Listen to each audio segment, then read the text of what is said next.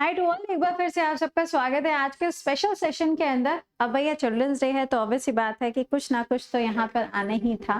तो आप सबको हैप्पी चिल्ड्रंस डे। अब आप ये मत बोलना कि ma'am we are not kids now.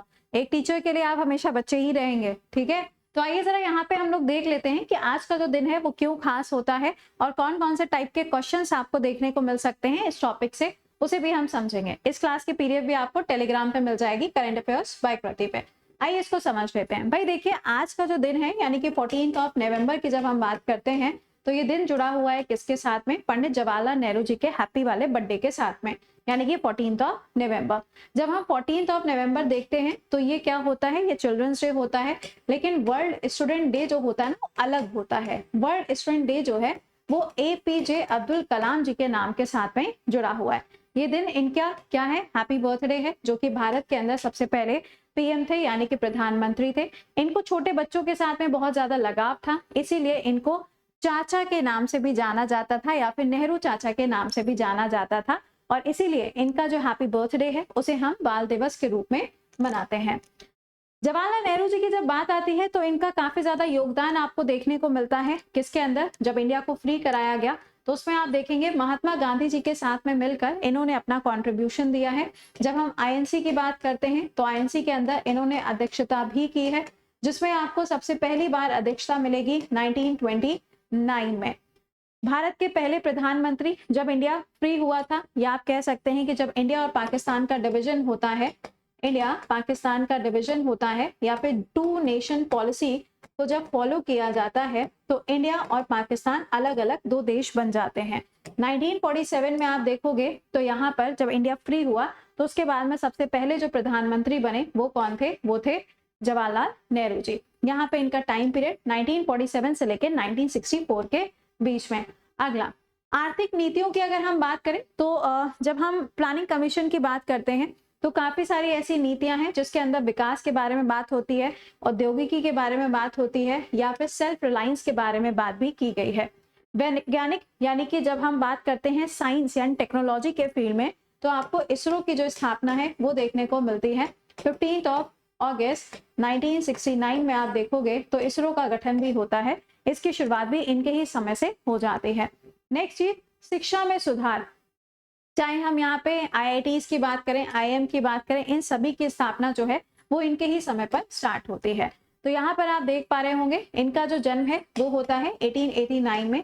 कहाँ पर? इलाहाबाद, आज के टाइम का जो प्रयागराज है वहां पे इनका जन्म होता है। उसके बाद में इन्होंने अपनी पढ़ाई की है कैम्ब्रिज के अंदर, फिर ये भारत में आते हैं और उसके बाद आप देखेंगे तो इनका योगदान आपको इंडिया का फ्रीडम स्ट्रगल के अंदर देखने को मिलता है। इन्होंने असहयोग आंदोलन यानी कि नॉन कॉपरेशन मूवमेंट के अंदर भी अपना योगदान दिया था, जो कि 1920 में महात्मा गांधी जी के द्वारा स्टार्ट किया जाता है। 1930 में आप देखेंगे तो जो सॉल्ट सत्याग्रह स्टार्ट होता है उसमें भी इनका योगदान आपको मिलेगा। और साथ ही साथ में 23 अप्रैल को भारतीय राष्ट्रीय कांग्रेस के लखनऊ का अधिवेशन जो होता है उसकी अध्यक्षता भी इन्होंने की थी। सबसे पहले 1929 में इन्होंने अध्यक्षता की थी। नेक्स्ट पे आप आ जाओगे तो यहाँ पर इनका जो नाम है वो आपको अक्सर सुनने को मिलता रहता है, बट यहाँ पे थोड़ा ध्यान दीजिएगा कि जब 1961 का और 62 का समय होता है, यानी कि इंडिया और चाइना का जो वॉर होता है, इस वॉर के बाद में आप देखेंगे तो इनके अगेंस्ट नो कॉन्फिडेंस मोशन भी प्रेजेंट किया जाता है। ये सबसे पहले ऐसे PM बने थे जिनके अगेंस्ट नो कॉन्फिडेंस मोशन आता है। इनका निधन कब होता है? 27 मई 1964 को इनका निधन होता है। नेहरू जी की अगर बात की जाए तो 16 ईयर्स 9 मंथ 12 डेज के लिए ये भारत के प्रधानमंत्री के रूप में देखने को मिले थे। आइए अब सवालों पे आते हैं और यहाँ पे कुछ और सवाल जो आपके एग्जाम के लिए इंपॉर्टेंट है। पहला सवाल, जवाहरलाल नेहरू जी का जन्म कब होता है? तो ये प्रयागराज इलाहाबाद यूपी के अंदर।